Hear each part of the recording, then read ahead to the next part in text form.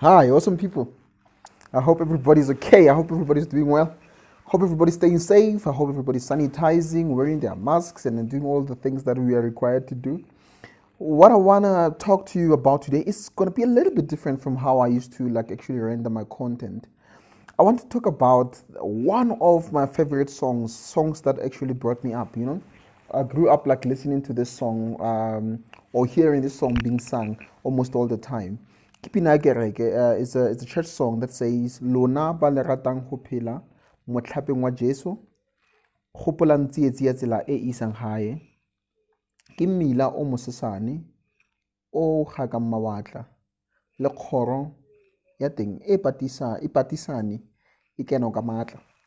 So some of you might think that I'm trying to be a preacher now, pastor or anything of that sort. So I'm not trying to be a pastor or anything of that sort, not at all.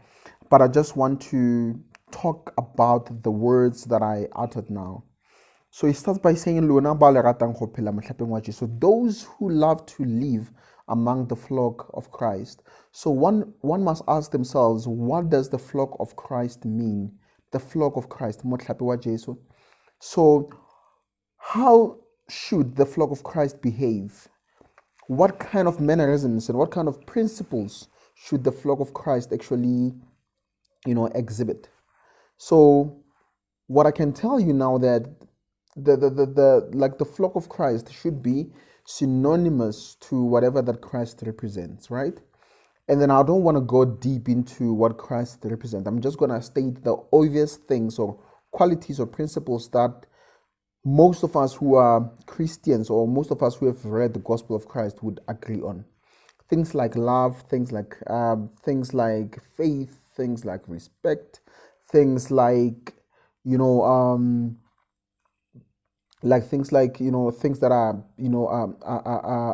absent of envy and all of those things.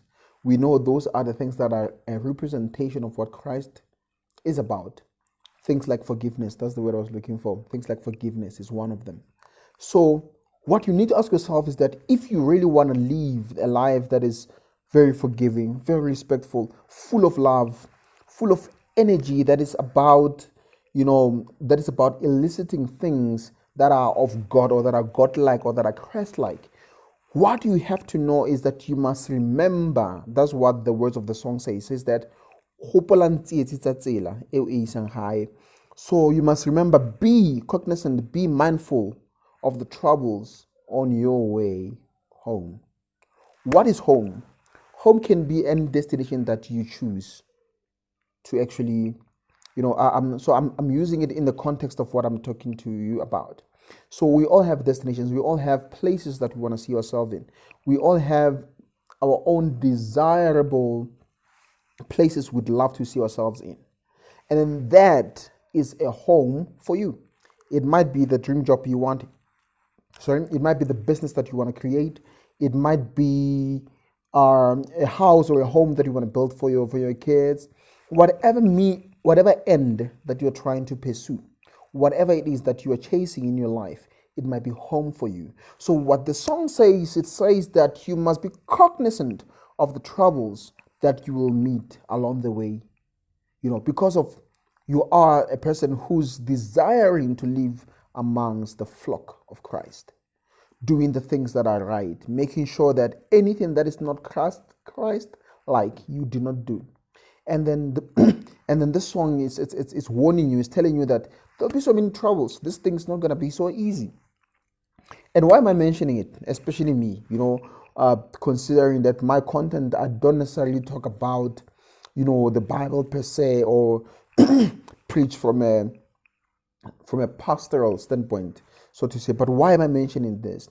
I'm mentioning this because when we set our goals, like now we're about to end the year, right? We're about to end the year. We're about to go to 2021.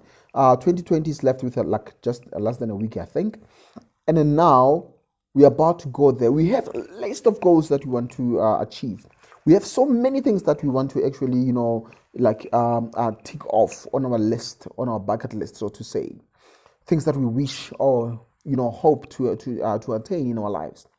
All of those things are a representation of the home, are an embodiment of what I'm saying, of what this song says when it says, remember the troubles that you meet on your way home. So all of these things, like take them as home for you, as a representation of a home for you.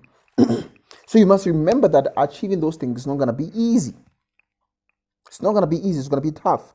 And then the next line, it says that kimila o mosesane o hakam mawatla. It's a very narrow road that will always confuse or frustrate those who are careless. What is a person who's careless? A person who's careless is a person who's not attentive to detail, a person who does not take account of the things that are making him or her fail to achieve whatever it is that they are trying to achieve in their lives. That is a careless person. And that is exactly what the song is saying. It's saying that Kim Mila Musasani is a very narrow road, or Hakam Mawatla, that will always confuse those who are careless. So, in this path of wanting to be amongst the flock of Christ, you must understand that it's not necessarily a broad path, it's a very narrow one because of there are restrictions to it. There is this thing that people like to say that they are spoiled for choice. And then I'm sorry to burst your bubble because it is not true. We are not spoiled for choice. Our choices are limited by whatever that we choose to be our life or our course. Whatever mission you believe you have in life will dictate or limit the number of choices you have in your life. And what this song is saying, that is saying that this is a narrow road. If it's a narrow road, it means that now there are many, like superfluous things that are not necessarily have to be there. Things that are like that needs to be, pruned from, from this path, because of this path is narrow. Not everyone will actually be able to walk it, especially when you are careless. You know, and it says iken wakamatla. So it means like there's a need of being relentless or of being forceful in some way in order for you to actually make it in this road. So I was just breaking down this song, just letting you know that you're gonna have these goals, you're gonna have all these things that you wanna achieve, and it's not gonna be easy. And I think that is very obvious. Maybe somebody will be like, oh, okay, Mike, thank you so much. We all know that it's not easy. But what angle am I coming back from? Like, what angle am I trying to say this to you from?